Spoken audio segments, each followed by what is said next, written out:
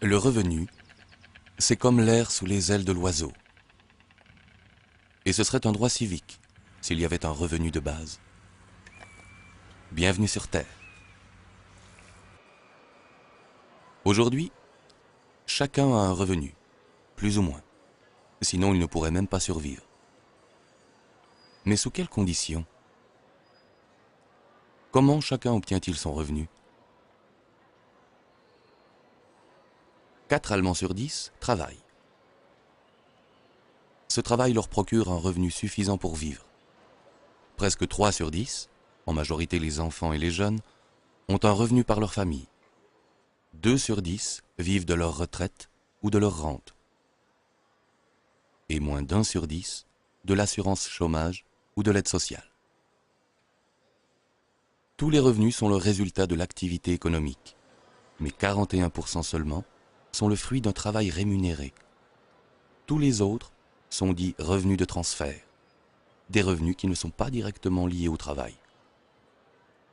Alors pourquoi l'idée d'un revenu de base nous semble-t-elle si étrange? Ce qui semble étrange, c'est que le revenu de base est inconditionnel. Mais aujourd'hui, les conditions d'accès aux revenus sont-elles encore adaptées à notre temps? À moins de nous montrer tout à fait naïfs, il faut admettre qu'à l'avenir, le marché du travail ne pourra plus assurer l'intégration sociale de toute la population.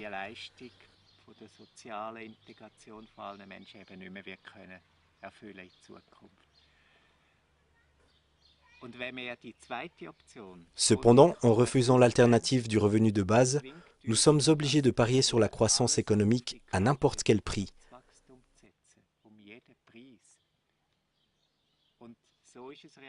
C'est d'ailleurs ce qui se passe dans la politique aujourd'hui. De l'extrême droite à l'extrême gauche, l'ensemble du monde politique en appelle à grands cris à la croissance économique.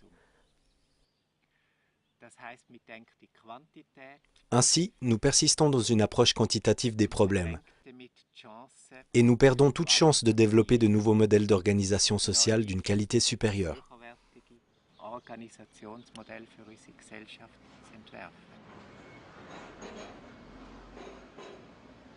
Aujourd'hui pourtant, croissance économique ne rime pas forcément avec création d'emplois. Sous le trait, c'est même plutôt le contraire. En revanche, il n'y a pas de croissance économique sans consommateurs avec un bon pouvoir d'achat. Autrement dit, il faut que les gens aient de l'argent en poche. Demandons à Klaus Wellershof, économiste en chef de l'une des plus grandes banques du monde, première en gestion de fortune, ce qu'il pense d'un revenu de base inconditionnel. Soutenir les populations sans poser de conditions, à la longue, c'est un principe qui, je pense, devra s'imposer. Mais il lui faudra tout d'abord affronter les nombreux droits et privilèges dont nous bénéficions aujourd'hui. Mais de quel droit pourrait-il bien s'agir? Du droit de préserver les places de travail, peut-être? Tous les politiciens le réclament. Mais pense-t-il vraiment au travail? Ou plutôt aux recettes fiscales? Ou bien s'agit-il de limiter le nombre de ceux qui vivent de l'aide sociale et pèsent sur le budget de l'État?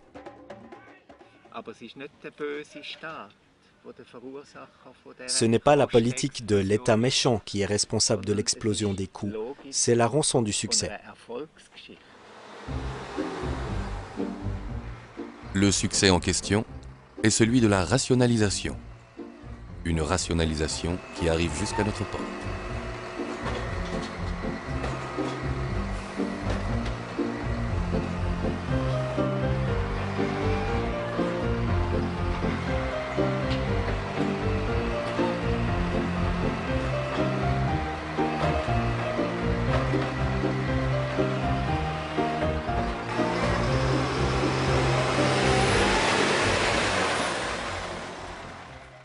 Et comment va continuer l'histoire de ce succès? C'est justement le sens de cette question. Elle se pose si on réfléchit aux revenus de base. Il existe différents modèles de revenus de base. Tous ces modèles se rejoignent dans la définition du réseau allemand pour le revenu de base. Elle comprend 4 critères.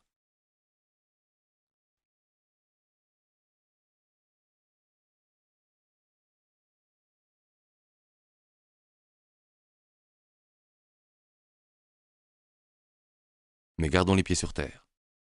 Le revenu de base ne signifie pas davantage d'argent pour chacun. Il ne vient pas d'en haut. Il ne s'ajoute pas. Il se développe à l'intérieur du revenu existant. Le revenu du travail diminue, mais le revenu total ne change pas. Ce qui change, c'est sa composition. Le revenu de base est un autre genre de revenu. Ce n'est pas un salaire minimum. Ce n'est pas le paiement de quelque chose. Ce n'est pas un revenu lié au travail. Chacun touche le revenu de base, quoi qu'il lui arrive.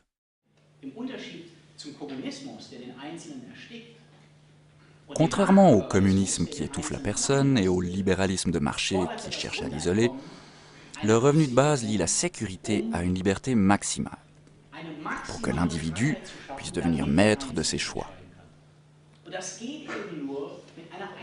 Le montant de cette garantie doit suffire pour pouvoir réellement refuser une activité rémunérée. La possibilité de refuser est une condition essentielle pour pouvoir négocier librement et à égalité. Tous ceux qui sont à l'heure actuelle tributaires de l'aide sociale ne le seraient plus avec le revenu de base, car ils remplaceraient les prestations sociales de l'État, jusqu'à hauteur de son montant. Ce n'est que dans le cas où des prestations sociales plus élevées que le revenu de base seraient nécessaires que la différence serait conservée. Seuls ceux qui ont aujourd'hui moins que le revenu de base auraient davantage d'argent en poche. Il s'agit d'abord des enfants et des jeunes, autrement dit des familles, ou alors des personnes ayant une retraite insuffisante. Il s'agit des travailleurs pauvres ou des indépendants qui s'appauvrissent en travaillant. Le revenu de base éradique la pauvreté et il stabilise les classes moyennes en les rassurant. Il supprime la peur des vieux jours. Ce n'est pas de l'argent que les uns donnent aux autres en leur faisant mauvaise conscience. Ce n'est pas une aide octroyée quand on est dans le besoin et dont on se sent redevable, mais une perspective, et pour tous. Le revenu de base ne part pas du principe que l'homme est bon. Il ne règle pas non plus tous les problèmes. Ce n'est pas une question d'argent, mais il donne à chacun la possibilité de trouver soi-même davantage de solutions.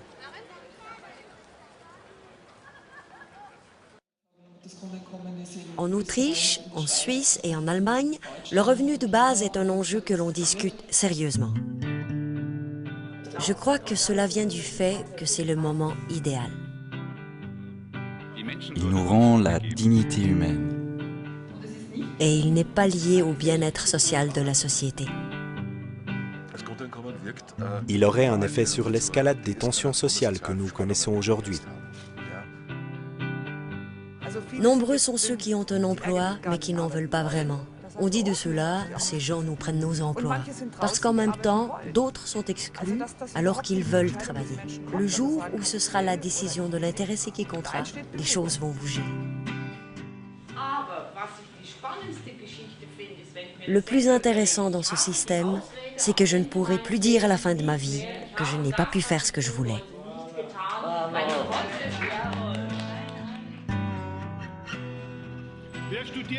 Qui étudie uniquement parce que ses parents le lui demandent? Dans quelle société voulons-nous vivre? Si vous ne vous posez pas ce genre de questions, vous pouvez tout de suite éteindre votre ordinateur. Il y aurait une floraison d'initiatives. Pour ma part, je suis sceptique. Je suis très sceptique. Parce que je pense que si ce revenu est mis à disposition, la motivation pour le travail et la performance vont baisser. Elles seront nulles. L'emploi rémunéré rend malade, parce que le temps permettant d'accomplir le travail est de plus en plus court. Ce qui peut se démontrer très simplement de manière empirique. Au fond, le revenu de base pose les fondements d'une société plus libre. C'est le plus important. Il nous libère de la dépendance salariale et crée plus d'autonomie. La question va se poser tôt ou tard. Comment est-ce qu'on finance tout ça? Parce que l'argent doit bien venir de quelque part. Je peux effectuer les calculs économiques nécessaires et je vous dis, ça marche. Le grand défi du revenu de base, c'est que chacun doit réapprendre à vivre. C'est ça l'essentiel. Et là, nous en sommes tout au début. Pas pour le financement. Le financement est acquis. La difficulté, c'est la liberté.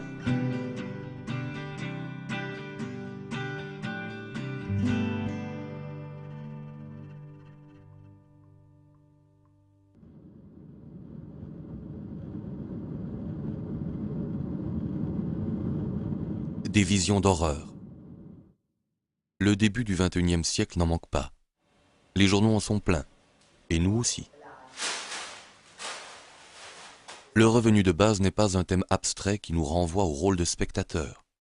C'est une question qui touche chacun, parce qu'avec ce revenu, chacun peut refuser de faire ce qu'il ne peut pas assumer, et ne faire que ce qu'il veut vraiment. Tout le monde resterait à la maison? Personne n'irait plus travailler? Tout s'arrêterait? Comme si c'était la grève? Et les cadres, en RTT permanente? Et le sens des responsabilités, hors de vue? Plus personne ne rame? Plus personne ne bûche? Les universités désertes? Le revenu de base saperait-il toute motivation pour une qualification plus élevée? Pour entreprendre une formation supérieure? Sans contrainte, personne ne développerait plus son capital humain? Alors qu'aujourd'hui déjà, on manque de personnel qualifié. Que va devenir notre économie? Ce qui me révolte le plus, c'est le fait qu'au fond, personne ne se demande plus à quoi l'économie est censée servir. C'est un domaine de la vie en société qui est censé assurer notre existence, produire et mettre à notre disposition des biens qui nous sont utiles. Mais cette façon de voir a complètement disparu. Aujourd'hui, l'économie fonctionne en circuit fermé. Elle poursuit d'autres objectifs qui n'ont pratiquement plus rien à voir avec la vie humaine, qui peuvent même détruire la vie humaine.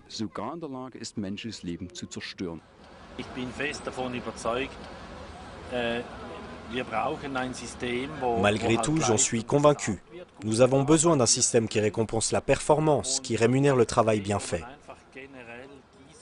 Mais avec un système fondé sur le principe de l'arrosoir où tout le monde recevrait la même paye ou salaire de base, au final, c'est toute la société du travail qui imploserait.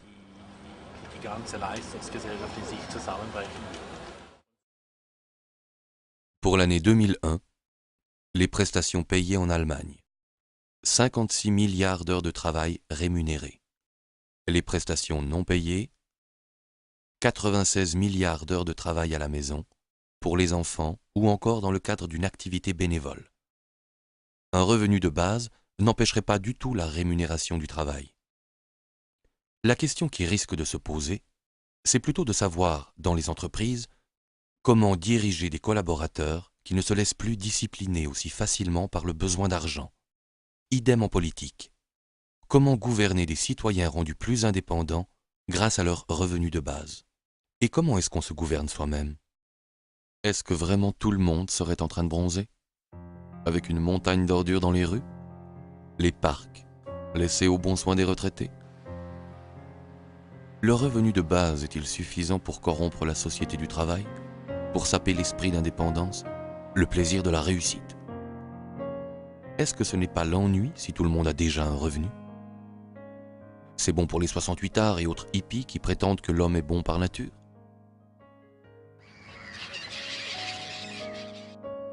Mais l'homme est aussi un animal, qui, plutôt qu'un revenu de base, préférerait un terrain de chasse. Attendons plutôt de voir ce que les nouveaux marchés vont nous rapporter. Dehors, devant la porte. C'est comme ça pour beaucoup de nos semblables qui ne peuvent passer à table. Le revenu de base rendrait-il les hommes plus proches? Ou bien creuserait-il encore plus le fossé de la société à deux vitesses?